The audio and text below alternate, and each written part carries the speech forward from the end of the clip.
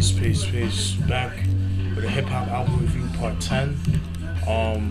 Before I start, I want to give a shout out to all my 62 subscribers. Much love to y'all. Y'all are like the realest cats that's been following me for my beat videos, my album reviews, my rants. Much respect. There's more to come.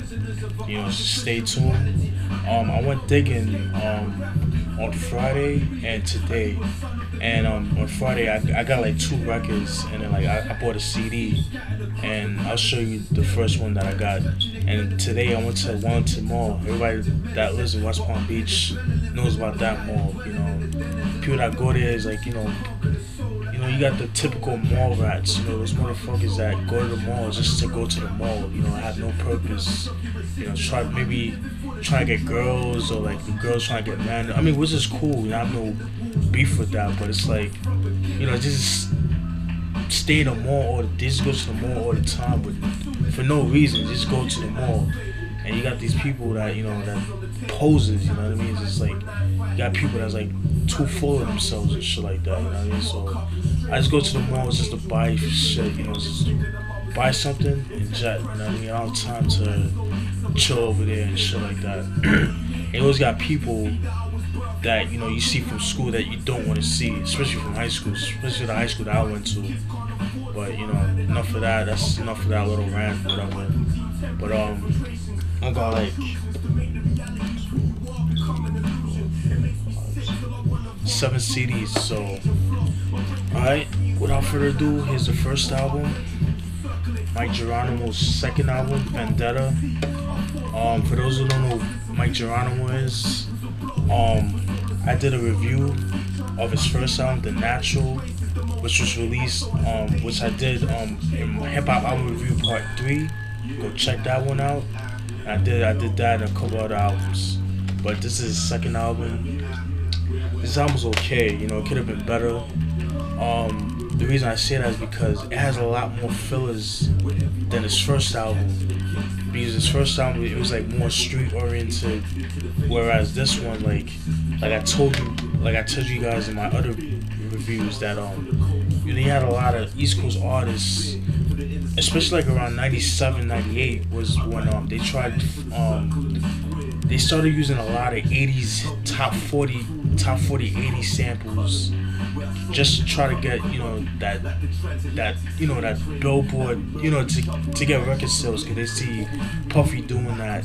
But that doesn't work for everybody, you know what I mean? The only single this album came out with was Nothing Move But the Money with Puffy and I think LOX, if I'm not mistaken. No, P Diddy and Kelly Price, excuse me.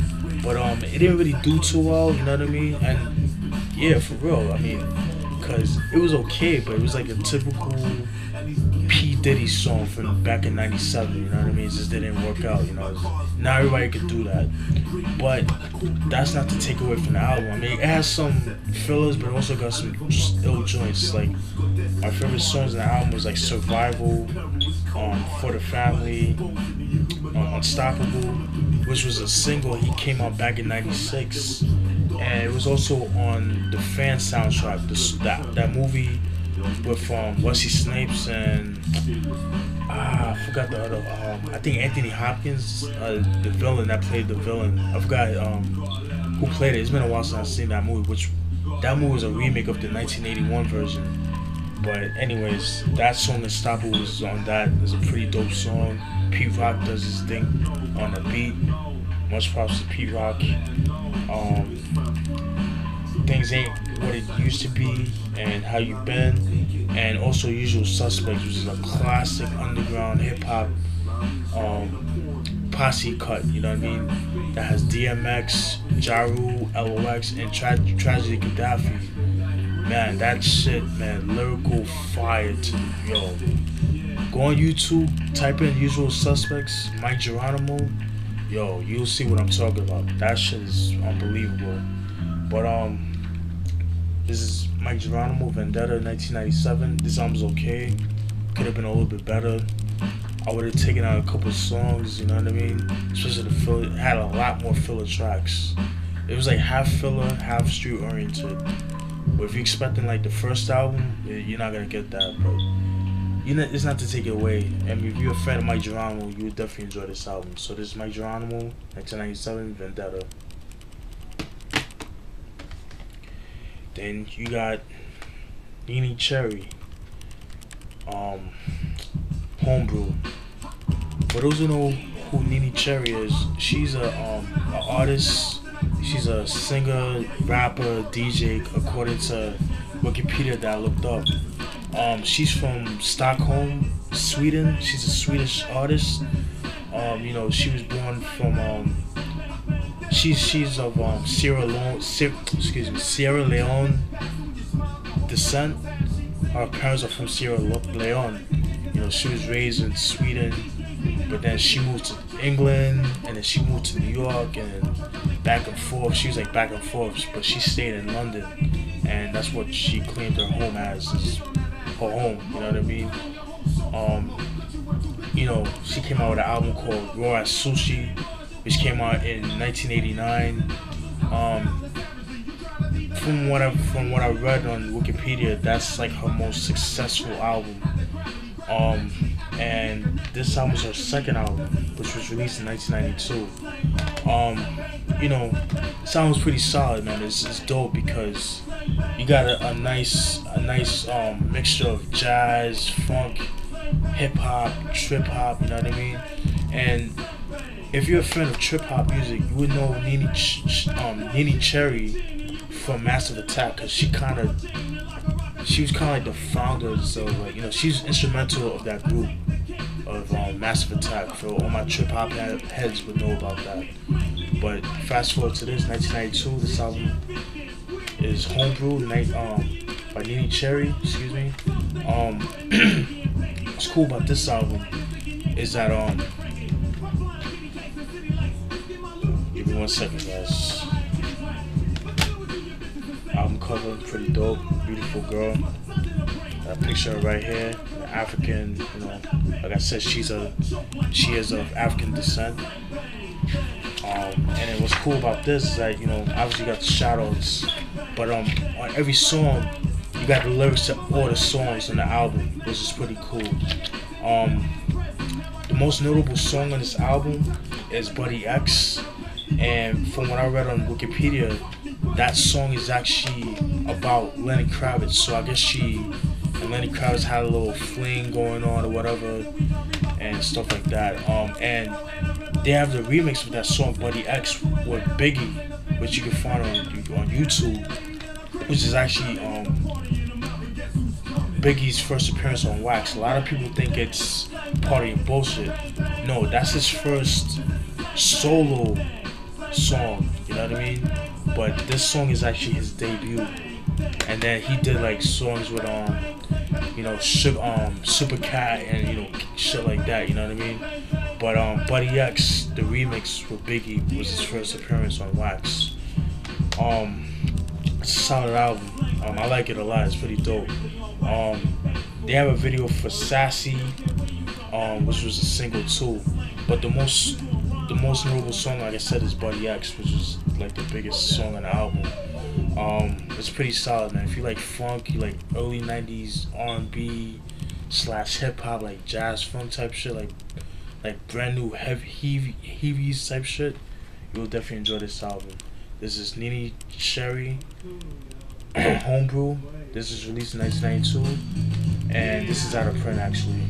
So good luck finding this. And you got this compilation, East Coast Flavor.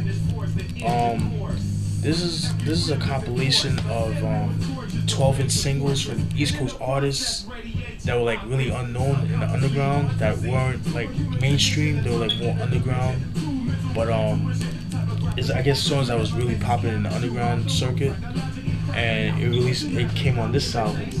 It's 2 discs. I got it for like, I think like $1 or $2.99 or some shit like that. But I thought it was a good buy. Definitely, like I said, it's full of underground cuts from like the mid to late 90s. Notably more in the mid 90s, and the reason why I say that is because a lot of these songs I already heard because of of blogs that I went to downloading on different blogs and shit like that, you know what I mean? And most of these songs I heard, but I copped it. I was like, you know, it was on CDs, like, why not copy, you know what I mean? But if you like mid-90s hip-hop, especially like East Coast hip-hop, you would definitely enjoy this. This is obviously out of print, but if you find it, yo, don't be hesitant to buy it. So this is East Coast Flava compilation, released in 1998. Go copy if you can find it. And you got this joint, NFL Jams. This is a compilation album that NFL did a collaboration album with Castle Records, and they hired this is a hip hop album, to say the least. I think the only non-hip hop albums with Donell Jones is an R&B track, but this is pretty solid, man. This is a pretty dope album, man. Just a lot of, like, the only songs that I've heard from this album was Fast Life, which was on a bootleg compilation album, you know, like from mixtapes and shit like that. And I believe that's it, man. And Game Day, which I've heard before on the internet somewhere.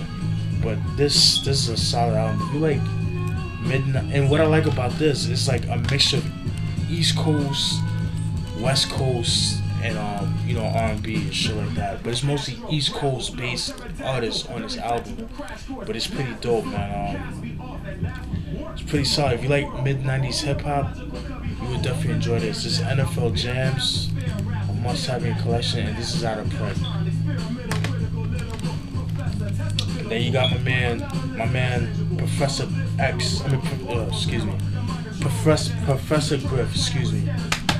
Professor Griff, for those who don't know who he is, he was part of the group Public Enemy. He was part of the group. He had a organization called the Security of the First World, and they were pretty much like a security, like a security firm, pretty much. You know what I mean? Like that was like in the hood, like in their hood and stuff like that. Kind of like they had ties with the Nation of Islam and shit like that. You know what I mean?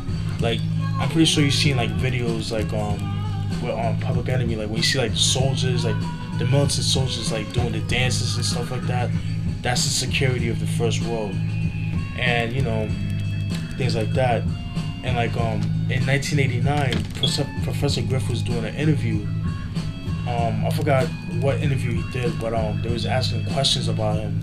They was asking questions about what he felt about certain things, and he kind of felt that like the reason why the world is fucked up the way it is because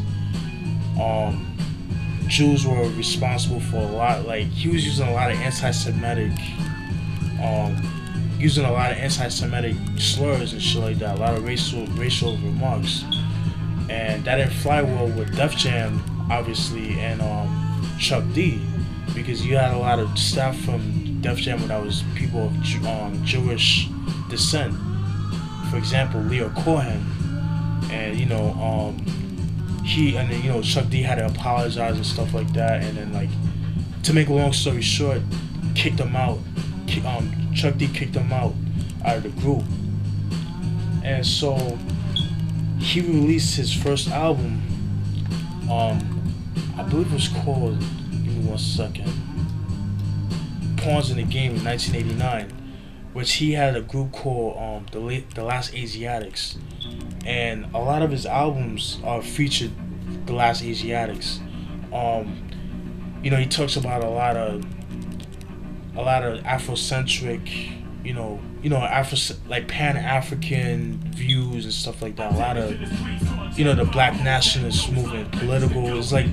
It's more towards the political side of things. You know what I mean? Like more like and then a lot of the Nation of Islam influences in his raps and shit like that. So yeah, you had a lot of crazy shit like when you talk about white people being the devil and shit like that. But I don't really agree with that, but I don't agree with that, but I do agree with a couple of things, like, we talk about, the media being misleading to the public, and it's just there to, like, mess people's minds up and shit like that. And I like how he talks about, black awareness, like, you know, black people, yo, we need to have like our own businesses, you know, things like that, you know, shit like that. And I definitely agree with that, you know what I mean? But getting back to this is his third album. Singles this album is known for is Black Draft and Sister Sister, which they do have a video for, and Black Draft also, which I think they had on YouTube, but they took it out. I don't know why, but whatever. But they do have a video for Sister Sister. I'll post the videos on the description box on the videos and stuff like that from the previous albums. This is a definitely must-have album. Like, if you're a fan of like Public Enemy, you definitely must have this album. The beats on here is dope, man, especially for like 1992. Pretty solid album. You know, a lot of soul samples, jazz. You will definitely enjoy this. But you would have to be a fan of like Public Enemies to really appreciate this album. Good luck finding this, because a lot of this is out of print. As far as all of his discography is hard to come by, because obviously because of the shit that he talks about. You know what I mean? You know, because a lot of people don't want to hear that. You know what I mean? And what he's doing now, I actually saw him last year at the Public Enemy concert that I went to in Fort Lauderdale last year, and I saw him and shit like that, but I didn't recognize, like, hold on, I think he got kicked out of the group. But then when I saw him perform, I was like, oh, okay, he's actually with them. But recently, like, he has put in a couple of books. He does a lot of he does a lot of interviews, a lot of lectures and shit like that, you know what I mean? Just talking about the Illuminati and, you know, stuff like that, you know what I mean? Very controversial person, but, you know, very interesting to hear. You might not agree with his certain things that he has to say. Not that I agree with a lot of things he say. Certain things I do agree, some I don't. But he's definitely interesting to hear, you know. He's definitely an interesting dude. So this is Professor Griff, Disturbing the Peace, 1992. This is out of print. Then you got a group called Bustin Melonz. I couldn't find much about them, but based on the credits in the back, I'm assuming they're from Jersey. This is a pretty dope album. This is a pretty solid album. I heard this already. I have a burnt copy in my collection, but I saw this. I was like, oh my god! I didn't even hesitate. I just bought it. I liked it so much. Like, I saw this, I copped it. You know what I mean? If you like boom bap, mid '90s hip hop, specifically in 1994, you definitely enjoy this. The only single I know from this album is Flipping Off the Tip. Yeah, Flipping Off the Tip, which is a single. And pretty solid album. If you like boom bap beats for the mid 90s, like 94, 95, you'll definitely enjoy this. Like that nice jazzy boom bap, you'll definitely enjoy this. This is Bustin Melonz. Watch your step. Watch your seeds pop on. Watch your seeds pop out. Excuse me. Pretty dope album. Last album is The Last Kind, Revelations.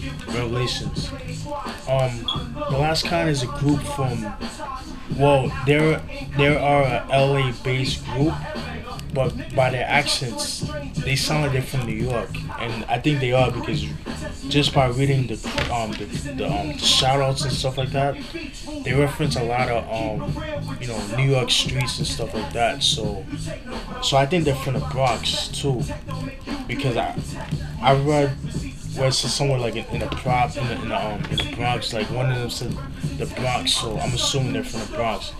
But I was like, you know what? Let me check this. I put it under the scanner where you could preview the CDs, and I was hearing it. I was like, yo, all the songs are dope, man. If you like dope old school hip hop, like I'm so like late 90s boom bap, you'll definitely enjoy this, man. This is a dope album.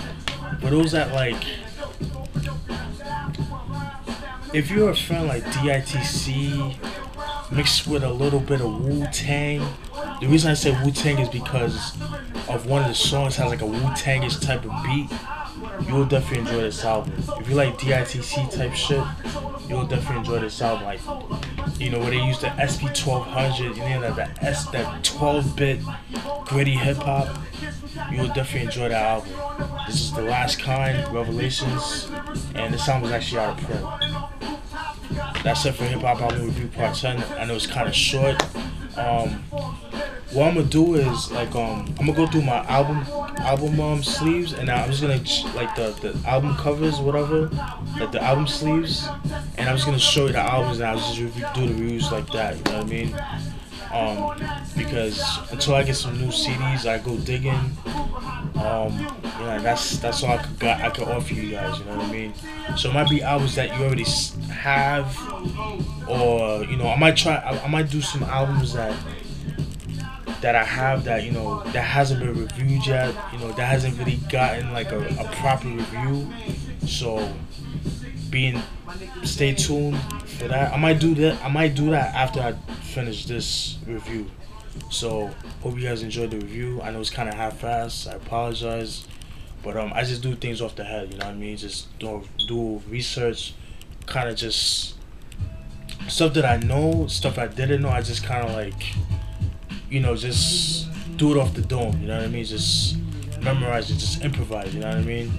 But fuck it, no edits. Just keep it real. This is real life shit. You know. Hope you guys enjoyed the review. Peace.